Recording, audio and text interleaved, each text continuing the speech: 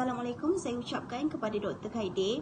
Pada hari ini, kami daripada kumpulan 3 akan membentangkan tajuk bincangkan secara kritis, objektif, linguistik, sejarah dan perbandingan. Sebelum itu, nama saya Nur Emiliana binti Muhammad.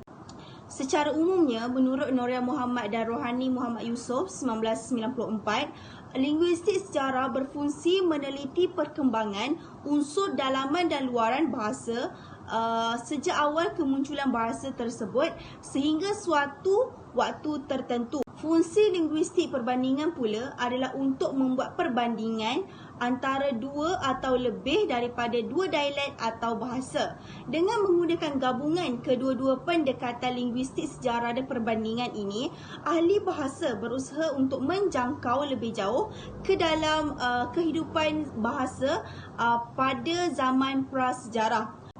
Usaha-usaha ini dapat dilihat menerusi 4 fokus kajian atau objektif linguistik sejarah dan perbandingan. Antaranya adalah pertama, mengungkap perkaitan antara bahasa, yang kedua, membuat rekonstruksi bahasa, yang ketiga, membuat pengelompokan bahasa, dan yang terakhir, meramalkan pusat. Jadi, untuk mendapatkan penjelasan yang lebih terperinci, saya serahkan perbentangan ini kepada rakan saya. Assalamualaikum warahmatullahi wabarakatuh.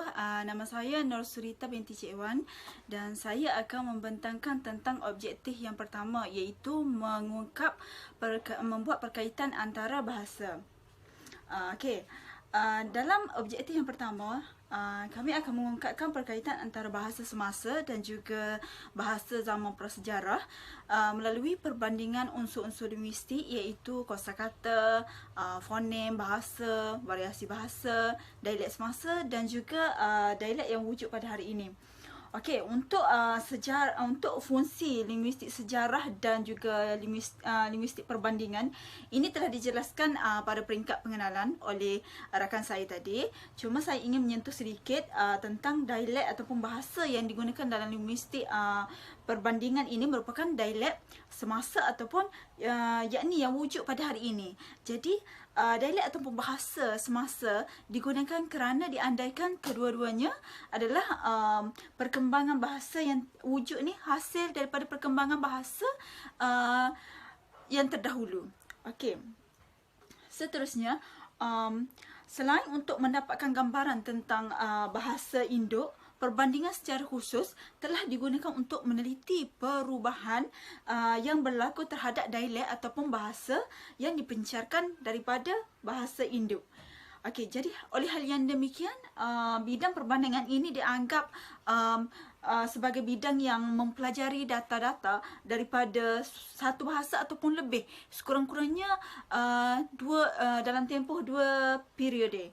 Jadi data-data daripada sesuatu bahasa dari 2 periode ini ataupun lebih dibandingkan secara cermat untuk kita memperoleh kaedah-kaedah perubahan yang terjadi dalam bahasa tersebut. Jadi untuk tujuan ini, kami akan memperlihatkan perbandingan kosakata beberapa bahasa Austronesia untuk menunjukkan kemiripan ataupun perbezaan kosakata tersebut dalam bahasa-bahasa Austronesia. Okey. Jadi menerusi perkembangan bahasa yang lebih muda, walaupun dia mengekalkan ciri bahasa induk, mungkin berubah ataupun tidak sama lagi dengan bahasa yang menjadi bahasa pemencarnya itu. Jadi dengan kata lain, unsur linguistik dalam bahasa turunan mungkin ada yang sama dan mungkin juga ada yang tidak sama dengan bahasa induk. Jadi unsur-unsur yang sama ataupun mirip ini disebut sebagai unsur yang berkoordinat. Okey, dan di sini kami melampirkan satu jadual yang menunjukkan kemiripan kosakata dari segi bentuk tetapi sama dari segi makna dalam 3 bahasa Austronesia, iaitu bahasa Melayu, bahasa Kenyah dan juga bahasa Bidayuh.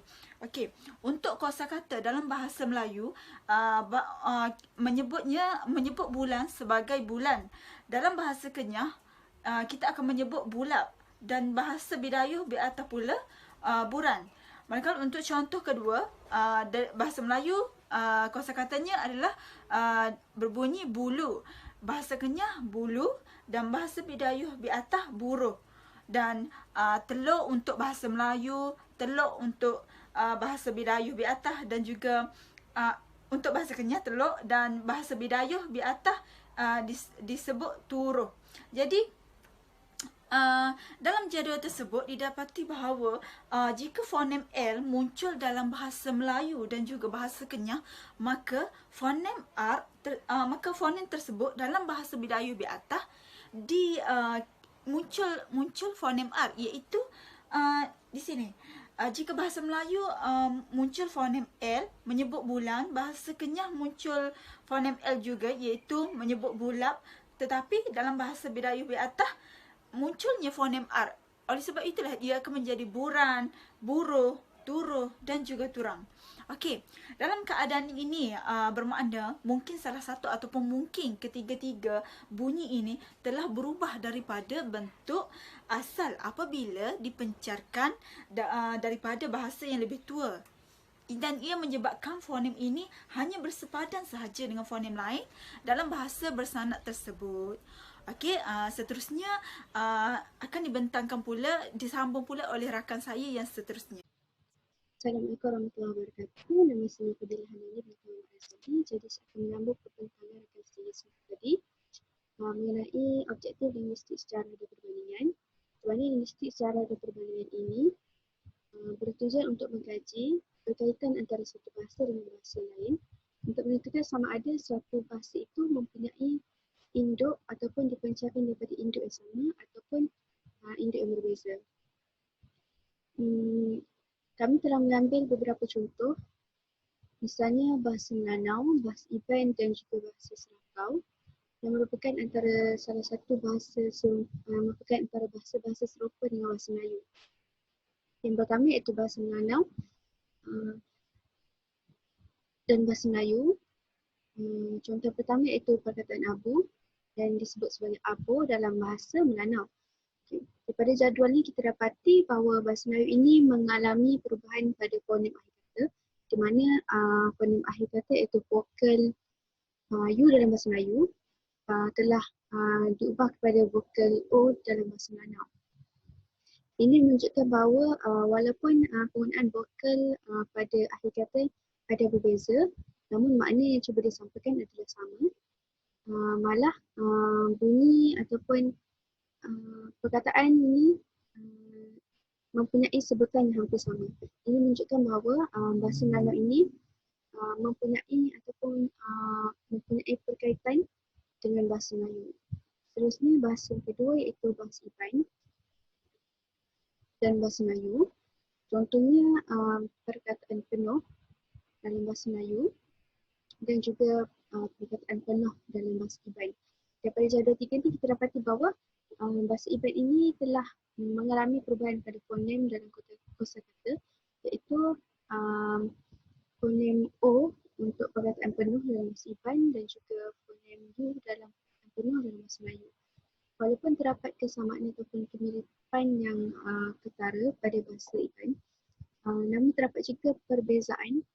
Misalnya dalam perkataan yang kelima iaitu telinga dalam bahasa Melayu yang menunjukkan salah satu anggota badan, disebut juga sebagai pending dalam bahasa Iban. Ini menunjukkan bahawa walaupun kebanyakan kosakata ini adalah sama, namun terdapat juga beberapa kosakata lain yang mempunyai perbezaan sangat ketara. Okey, perkataan ataupun bahasa ketiga iaitu bahasa Selangkau.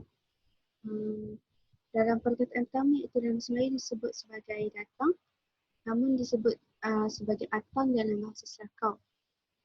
Didapati bahawa bahasa Selangkau ini telah mengalami pengguguran fonem harapan dalam kosakata, di mana bahasa Selangkau tidak menggunakan fonem D untuk menyebut perkataan atang, manakala bahasa Melayu menggunakan fonem D dalam perkataan datang.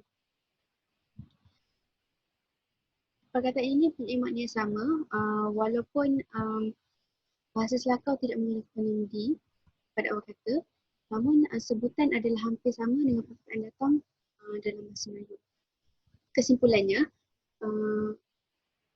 untuk menguji ataupun untuk mengetahui perkaitan suatu bahasa dengan bahasa lain, untuk mengetahui sama ada yang berada dalam kelompok atau kelompok yang sama, kita perlu mengenal pasti beberapa unsur-unsur linguistik, antaranya seperti dalam linguistik secara dan perbandingan telah mengkaji aspek luaran dan juga dalaman suatu bahasa. Dan melalui contoh-contoh yang telah kami paparkan tadi, kita dapati bahawa melalui kosakata kita dapat mengetahui sama ada satu bahasa itu berada dalam satu rumpun yang sama ataupun rumpun yang berbeza. Okay. Terima kasih. Apa yang dapat saya rumuskan daripada perbincangan objektif pertama tadi, perbandingan yang dilakukan menunjukkan bahawa terdapat hubungan sanak yang masih dekat antara bahasa-bahasa dan yang dibandingkan, dan ada juga bahasa yang sudah agak jauh. Assalamualaikum, nama saya Nur Elisha Sujila binti Ramli. Saya akan membentangkan atau menjelaskan berkenaan dengan objektif kedua dalam linguistik sejarah dan perbandingan ini, iaitu membuat rekonstruksi bahasa. Menurut Gary Craft 1984, menerangkan tujuan atau objektif kedua ini adalah untuk mengadakan rekonstruksi bahasa-bahasa yang ada dewasa kini, iaitu pada masa kini, kepada bahasa-bahasa purba, iaitu bahasa-bahasa proto, atau bahasa-bahasa yang menurunkan bahasa-bahasa kontemporer.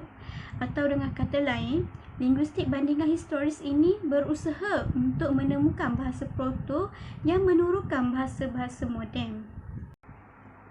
Teknik rekonstruksi ini merupakan suatu teknik prasejarah bahasa yang mana rekonstruksi fonemis atau morfemis hanya menyangkut bahasa-bahasa yang tidak memiliki naskah-naskah tertulis sahaja. Manakala bagi bahasa-bahasa yang memiliki naskah-naskah tua, maka tidak perlu diadakan lagi rekonstruksi kerana bentuk tuanya sudah diketahui daripada naskah-naskah tertulis itu. Namun begitu, Gary Craft juga menyatakan bahawa hampir semua bahasa Nusantara lain dan sebahagian besar bahasa di dunia tidak memiliki naskah-naskah tua. Oleh itu, tidak dapat diketahui bagaimana keadaan bahasa-bahasa itu pada masa lampau. Maka rekonstruksi fonem dan morfem proto dimungkinkan kerana para ahli menerima suatu asumsi, iaitu anggapan yang sementara yang belum terbukti kebenarannya, bahawa jika diketahui fonem-fonem kerabat dari suatu fonem bahasa proto, maka sebenarnya fonem proto itu dapat ditelusuri kembali bentuk tuanya. Selain itu, rekonstruksi juga boleh dilakukan untuk kesemua sistem dan juga struktur. Rekonstruksi kata dilakukan dengan membandingkan kata-kata yang ada untuk memperolehi bentuk proto, dan yang direkonstruksikan ialah bentuknya, iaitu dari segi fonem, kaedah, pembentukan kata dan juga makna. Namun begitu, menurut beliau, bahasa induk sebagaimana yang dimaksudkan tidak lagi wujud pada hari ini.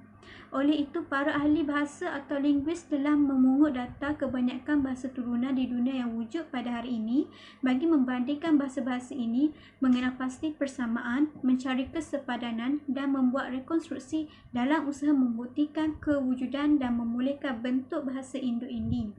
Dari segi bahasa turunan pula, bahasa-bahasa ini mungkin wujud atau tidak lagi pada hari ini. Akibat perjalanan masa, bahasa turunan yang masih digunakan walaupun masih memiliki ciri-ciri bahasa induk, namun mungkin tidak sama dengan bahasa induk berkenaan. Seterusnya, menurut Noria Mohamed pada tahun 2015, rekonstruksi bermaksud memulihkan atau membina semula bentuk bahasa tua yang disebut juga sebagai bahasa purba atau proto atau moyang, yakni iaitu bahasa induk yang dianggap memencarkan atau melahirkan bahasa-bahasa yang berkerabat, iaitu bahasa turunan yang wujud sekarang ini. Bahasa atau dialek lebih tua dianggap memencarkan bahasa turunan yang wujud sekarang dipulihkan, dibina semula atau direkonstruksi bentuknya. Menerusi rekonstruksi ini, maka bahasa atau dialek yang sudah mati atau pupus dapat dibina semula dan diwariskan kepada generasi kini. Seterusnya, saya akan menyerahkan kepada rakan saya untuk menerangkan lagi berkenaan dengan objektif kedua ini. Assalamualaikum warahmatullahi wabarakatuh.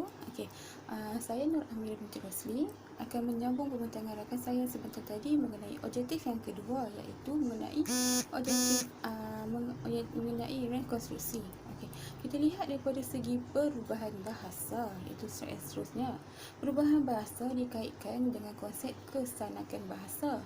Maka dapat disimpulkan perkaitan itu kepada 3, iaitu yang pertama, unsur bahasa yang diturunkan dari bahasa induk mungkin tidak sama dengan unsur-unsur dalam bahasa turunan. Yang kedua, unsur-unsur bahasa yang diturunkan dari bahasa induk mungkin sama dengan unsur-unsur dalam bahasa turunan. Dan yang ketiga ialah unsur-unsur bahasa yang diturunkan daripada bahasa induk mungkin mirip dengan unsur-unsur dalam bahasa turunan. Jadi, seperti yang telah dibincangkan oleh pentang sebelum ini, dari segi bahasa turunan itu ialah bahasa-bahasa ini mungkin wujud atau tidak lagi pada hari ini bahasa turunan daripada bahasa tua, iaitu bahasa Austronesia Purba. Akibat dari perjalanan masa, bahasa turunan yang masih digunakan walaupun masih memiliki ciri-ciri bahasa induk, namun mungkin tidak sama lagi dengan bahasa induk berkenaan. Kita lihat daripada segi contoh, bahasa induk yang sama ataupun yang mirip dengan bahasa-bahasa bersanak disebut sebagai unsur berkoordinat. Okey, kita pergi ke slide seterusnya. Kita lihat daripada segi contoh, kita lihat sini ada jadual, iaitu di mana jadual kosakata berkoordinat yang sama. Berkoordinat iaitu bahasa yang mirip dengan bahasa-bahasa Purba, iaitu bahasa kosakata berkoordinat yang sama dari segi bentuk dan makna dalam bahasa Austronesia Purba dan bahasa Melayu. Kita lihat bagaimana bahasa Austronesia Purba dengan dibuat pembandingan dengan bahasa Melayu sekarang. Okey, kita lihat perkataan abu bagi bahasa Austronesia Purba. Dalam bahasa Melayu juga abu turut digunakan. Okey, contoh yang seterusnya iaitu tanah, yang di bawah bahasa Austronesia Purba dalam bahasa Melayu juga disebut sebagai tanah. Okey, seterusnya kita lihat kepada jadual yang seterusnya, iaitu kosakata koordinat berkoordinat yang berubah bentuk dalam 3 bahasa. Okey, di sini bahasa Austronesia Purba dibandingkan dengan 3 bahasa, iaitu bahasa Bakitan, bahasa Bidayuh Biatah dan bahasa Kejaman. Kita lihat bagaimana perkataan tulang dalam perkataan bahasa Austronesia Purba. Dalam bahasa Bakitan disebut sebagai tolang, iaitu TOLANG. Manakala dalam bahasa Bidayuh Biatah disebut sebagai turang, TURANG. Manakala dibandingkan dengan bahasa Kejaman, tulang tersebut dalam bahasa Austronesia Purba disebut tulang dan dalam bahasa Kejaman disebut tuliang, TULING. Kita dapat lihat kosakata yang berkoordinat ini walaupun mirip dengan perkataan bahasa Austronesia Purba iaitu tulang, tetapi memiliki perubahan dari segi bentuk. Dari segi kita dapat lihat dari segi bentuk yang berubah, iaitu daripada tulang menjadi tolang, menjadi turang, menjadi tuliang dalam 3 bahasa tersebut. Jadi kita lihat contoh yang seterusnya, bulu dalam bahasa Austronesia Purba BULU. Manakala dalam bahasa Bakitan, bulu itu disebut sebagai buluh, BULUH. Okey, dalam bahasa Bidayuh Biatah pula disebut sebagai buruh, BURUH.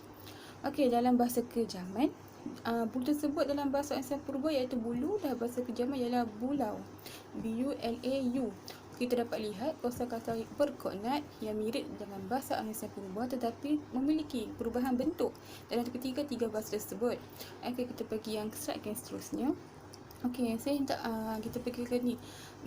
Melihat kepada objektif kedua iaitu rekonstruksi. Okey, rekonstruksi tujuannya bukanlah hanya sekadar untuk membentuk semula bentuk asalnya sahaja, tetapi adalah untuk merumuskan kesimpulan daripada hasil yang telah diperolehi, daripada perubahan yang telah dibuat itu, daripada perbandingan yang telah dibuat itu, untuk merumuskan kesimpulan yang dapat daripada hasil yang kita perolehi daripada perbandingan tersebut. Rekonstruksi diperlukan untuk mendapatkan gambaran sepenuhnya tentang bahasa yang dikaji serta jenis bahasanya. Rekonstruksi adalah alat atau kaedah yang amat penting yang dapat menggambarkan banyak fakta umum, baik dari segi diakronik ataupun daripada segi sinkronik. Okay, kita lihat yang seterusnya.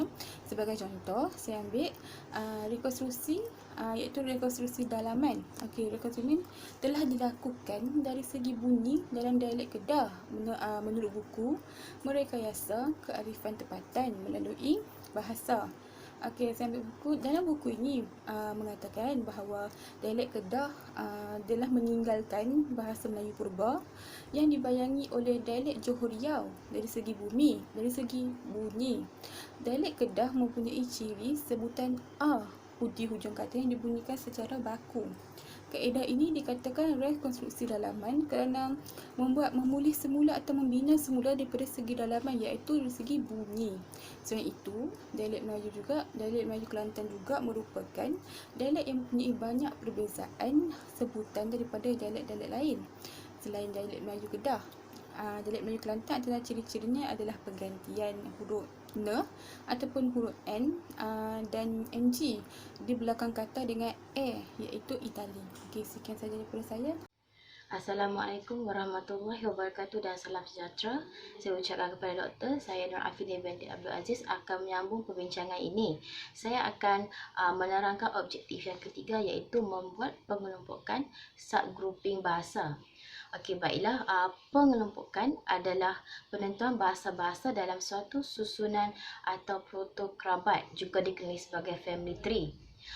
Pengelompokan juga bermaksud penentuan salah-sila kelompok bahasa demi kejelasan struktur genetiknya. Dengan pengelompokan yang dilakukan, setiap bahasa yang dibandingkan dapat diketahui kedudukan dan juga hubungan keasalannya dengan bahasa-bahasa kerabat lainnya. Okey, selain itu juga melalui pengelompokan juga bahasa-bahasa tertentu dapat diketahui tali kekerabatan dan juga tingkat kekerabatan antara bahasa-bahasa. Dengan mengetahui tingkat kekerabatan ini, berarti secara tidak langsung akan diketahui pula kelompok-kelompok baik yang kecil maupun besar dalam suatu kesatuan bahasa proto. Okey, namun begitu, menurut Goris Craft pada tahun 1984, bahasa-bahasa yang termasuk dalam suatu rumpun yang sama belum tentu sama tingkat kekerabatannya atau sama tingkat kemiripannya antara satu sama lain. Okey, menurut La Inu juga pada tahun 2015, kata-kata yang memiliki kemiripan atau kesamaan bentuk dan makna disebut kosakata seasal dalam kurungan cognate set, bukan sebagai pinjaman, kebetulan atau kecenderungan semesta, tetapi telah dihipotesiskan sebagai warisan dari asal usul yang sama. Okey, penelusuran terhadap unsur warisan bahasa berkerabat meliputi dari segi leksikal, fonologi, morfologi dan juga sintaksis.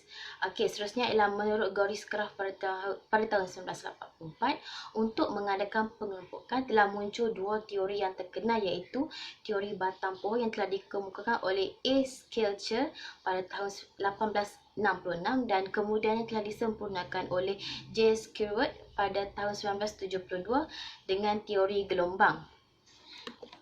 Dengan pengelompokan yang telah dijalankan, terdapat dua pecahan iaitu mengumpulkan bahasa-bahasa berkerabat berdasarkan ciri-ciri linguistik yang sama dan juga menentukan tingkat kekerabatan antara bahasa. Okey, baiklah. Bagi pecahan yang pertama, kebanyakan daripada kita dapat mengenali bahawa sesetengah bahasa berkongsi kesamaan atau kemiripan dari sudut linguistik yang tertentu. Okey, sebagai contoh, penonton natif bahasa Melayu yang pernah mendengar orang Iban bertutur akan mengenal pasti sesetengah kosakata bahasa Iban kelihatan atau berbunyi lebih kurang sama dengan kosakata bahasa Melayu. Okey, berdasarkan jadual yang telah dipetik daripada Nurul Muhammad pada tahun 1994, kami telah memilih 4 contoh, iaitu perkataan pulang, makan, datang, susu bagi bahasa Melayu standard, dan seterusnya bagi bahasa Iban pula, perkataan pulang menjadi pulai, makan menjadi makai, datang menjadi datai dan susu menjadi tusu. Dan kita juga dapat lihat terdapatnya kemiripan bunyi antara bahasa Melayu standard dan juga bahasa Iban. dengan penelitian yang lebih terperinci dan saksama yang melibatkan penentuan persamaan yang dekat, jauh, malar, konsisten dan sebagainya. Jadi ahli linguistik sejarah perbandingan mencadangkan pengelompokan bahasa ke dalam kelompok bahasa yang tertentu. Dan daripada jadual tersebut juga didapati bahawa bahasa Iban telah mengalami perubahan pada fonem akhir kata, di mana bahasa Iban menggunakan fonem I untuk perkataan pulai, makan dan juga datang. Dan seterusnya, mengumpul bahasa ke dalam kelompok tertentu berdasarkan ciri-ciri linguistik kosakata bahasa dianggap bersanak, seperti mana yang telah kawan saya terangkan apa maksud bersanak. Dan dalam pengertian yang paling umum, perbandingan dalam linguistik sejarah perbandingan ialah cara yang digunakan untuk membandingkan unsur dua atau lebih daripada dua dialek atau bahasa yang menentukan wujud ataupun tidak persamaan antara unsur bahasa yang telah dimasukkan. Dipetik daripada Nuriah Muhammad dan juga Rohani Mat Yusof pada tahun 1994. Baik, itu saja untuk dan seterusnya akan disambung pula oleh rakan saya pecahan yang kedua. Selain itu, melalui pengelompokan bahasa berdasarkan kemiripan dan juga kesamaan antara bahasa juga dapat menentukan tingkat kekerabatan antara bahasa, yakni jauh ataupun dekat hubungan antara bahasa-bahasa yang dibandingkan. Dengan ini, konsep lama waktu yang turut dikenali sebagai glotokronologi telah diperkenalkan, dan melalui konsep ini, tingkat kekerabatan bahasa dapat ditentukan apabila bahasa-bahasa tersebut dimasukkan ke dalam kelompok-kelompok yang diberi nama-nama khusus berdasarkan lama waktu, iaitu umur bahasa masing-masing yang dikira bermula daripada masa bahasa-bahasa tersebut berpecah daripada bahasa induknya. Dan nama-nama khusus tersebut adalah seperti rumpun yang diikuti dengan keluarga dan yang termuda adalah subkeluarga. Pengelompokan bahasa tidak terhenti kepada subkeluarga sahaja kerana pemerinciannya boleh diteruskan dengan keterangan yang lebih lanjut seperti nama bahasa dan ataupun tempat tertentu.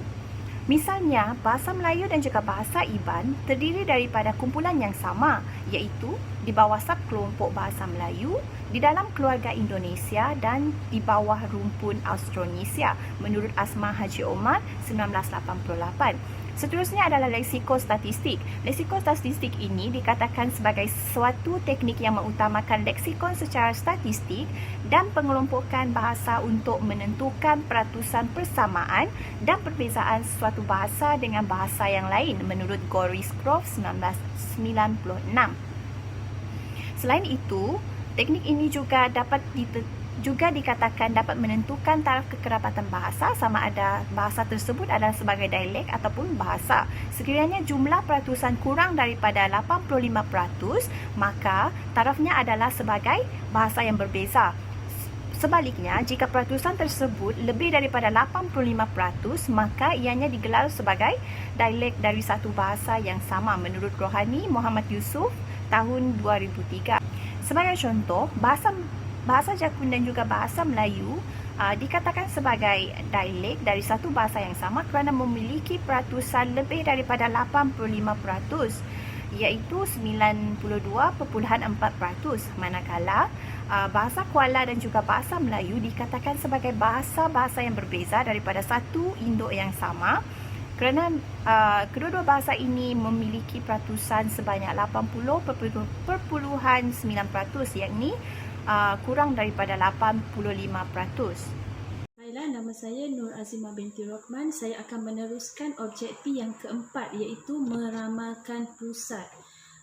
Terdapat banyak teori dan hipotesis yang telah dikemukakan untuk menerokai asal-usul bahasa Austronesia ini. Ada yang berpendapat bahawa tempat asal bahasa Austronesia adalah daratan Asia. Namun ada juga tokoh yang berpendapat bahawa negeri asal bahasa-bahasa tersebut adalah Indonesia itu sendiri. Kebanyakan sarjana ni untuk meramalkan pusat sesuatu bahasa, mereka melihat kepada kesamaan budaya, kepercayaan dan juga bahan-bahan peninggalan purbakala. Bukti-bukti kebahasaan juga dapat membantu pengkaji untuk meramal pusat penyebaran sesuatu bahasa yang dikatakan masuk ke dalam rumpun yang sama. Sebagai contoh, walaupun bahasa-bahasa yang dituturkan oleh suku-suku bangsa di kawasan bukit atau dikenali sebagai orang asli di Taiwan atau Formosa berbeza dengan bahasa Melayu sekarang, berbeza dengan bahasa-bahasa yang membentang dari Madagaskar ke Kepulauan Easter dan dari Formosa ke New Zealand yang dikenali sebagai kawasan Austronesia. Namun terdapat juga persamaan antara bahasa-bahasa tersebut, terutamanya dari segi perbendaharaan kata. Sebagai contoh, saya ambil bagi perkataan hulu. Kalau bahasa Melayu, hulu ataupun ulu. Kalau Tagalog, ulu. Kalau bahasa Jawa, bahasa Tonga, ulu. Jadi melalui persamaan tersebut, kita dapat simpulkan bahawa bahasa-bahasa berkenaan berasal daripada sumber yang sama, iaitu dikenali sebagai bahasa Austronesia Purba. Jadi di sini saya telah mengemukakan beberapa orang tokoh yang telah mengkaji pusat penyebaran sesuatu bahasa tersebut. Tokoh yang pertama ialah Aisodyor Dien. Aisodyor Dien ini merupakan seorang ahli linguistik bandingan berbangsa Amerika yang banyak meneliti bahasa-bahasa di kawasan Austronesia. Beliau telah menggunakan kaedah leksikostatistik untuk meramal pusat penyebaran sesuatu bahasa tersebut. Beliau berpendapat bahawa tanah asal orang-orang Austronesia adalah di Formosa ataupun di Taiwan ataupun di New Guinea. Tetapi beliau ni lebih memberatkan kepada New Guinea merupakan tanah tempat asal orang-orang Austronesia. Beliau berpendapat bahawa orang-orang Austronesia atau turut dikenali sebagai Melayu Polinesia dari New Guinea masuk ke Kepulauan Indonesia, iaitu termasuk Malaysia juga, melalui dua jalan yang berbeza. Jalan yang pertama ialah melalui Indonesia Timur sampai ke Flores. Yang kedua melalui Palau atau Guam dan menetap di Sulawesi Utara, Borneo dan juga Mindanao Selatan. Beliau turut mengatakan bahawa bahasa-bahasa Muruk dan Dusun masuk ke Sabah dari Filipina serta bahasa-bahasa Formosa yang bergerak ke Taiwan juga datangnya dari Filipina. Bahasa-bahasa Indonesia Barat, bahasa Cham yang terdapat di Vietnam dan bahasa-bahasa di Madagaskar dikatakan berasal dari Borneo. Kemudian, pada waktu yang sama, turut berlaku penyebaran atau perpindahan bahasa-bahasa tersebut ke kawasan timur, iaitu ke Kepulauan Easter, Hawaii dan juga ke New Zealand. Hipotesi yang telah dikemukakan oleh beliau ini tidak mendapat sambutan daripada orang ramai. Hal ini demikian kerana hipotesi yang telah dikemukakan oleh beliau ini dikatakan tidak selari dengan penemuan bahan-bahan purbakala. Assalamualaikum warahmatullahi wabarakatuh. Saya Nur Azira Muti Syari. Saya akan menerangkan hipotesis yang telah dikemukakan oleh dua orang tokoh berkenaan dengan tanah asal bahasa-bahasa Austronesia. Tokoh yang pertama adalah J.H. Ken 1889. Dalam kajian Ken, beliau telah membuat hipotesis berdasarkan bukti-bukti etnolinguistik, iaitu bukti berdasarkan penggunaan perkataan untuk menunjukkan bukti-bukti kebudayaan. Beliau juga menetapkan negeri asal bahasa Austronesia dengan menggunakan 30 perkataan yang diterjemahkan dalam lebih 100 bahasa. Dalam kajian yang telah dijalankan oleh Ken, beliau telah mengumpulkan nama tumbuh-tumbuhan dan binatang yang terdapat di kawasan tropika. Beliau berpendapat bahawa bahasa Austronesia tersebar dari Malagasy sehingga ke tepi barat Amerika Syarikat, dari Formosa sebelah utara sehingga Selandia Baru sebelah selatan. Terdapat 4 pendapat yang telah dikemukakan oleh Ken tentang tanah asal bahasa Austronesia. Yang pertama adalah berdasarkan perbandingan perkataan tumbuh-tumbuhan yang dijalankan oleh Kern, beliau telah menetapkan bahawa negeri asal bahasa Austronesia berada di antara garis balik atau setidak-tidaknya sedikit berada di luar garis. Yang kedua adalah berdasarkan penelitian terhadap nama binatang, beliau berpendapat bahawa negeri asal bangsa-bangsa Melayu Polinesia haruslah berbatasan dengan laut. Yang ketiga pula adalah berdasarkan keterangan di atas, ia menurunkan kesimpulan yang ketiga bahawa negeri asal bukan hanya berbatasan laut tetapi harus berada di daerah pantai. Yang keempat adalah berdasarkan tiga kenyataan di atas, menyimpulkan bahawa negeri asal harus terletak di Indochina atau pantai Indochina. Tokoh yang kedua pula adalah A.H. Kien 1880. Beliau telah membicarakan tentang negeri asal bahasa Melayu Polinesia dan juga mengenai migrasinya. Terdapat 4 pendapat yang telah dikemukakan oleh Kien tentang asal-usul bahasa Austronesia. Yang pertama adalah bahasa Austronesia ini bermula di Indochina. Di sini terdapatnya dua suku bangsa, iaitu bangsa Mongol dan bangsa Kaukasus. Bangsa Mongol ini menduduki daerah Burma, Khalsi, Shan, Siam, Laos dan Annam. Manakala bangsa Kaukasus ini menduduki daerah Kampuchea, Champa, Kui, Moaz dan Penan. Yang kedua adalah bangsa Kaukasus ini kemudiannya tersebar ke selatan sehingga ke bahagian timur. Penyebaran ini telah menyebabkan berlakunya percampuran antara bangsa Kaukasus dengan bangsa Papua. Percampuran ini telah menurunkan atau mewujudkan bangsa Polinesia yang sekarang.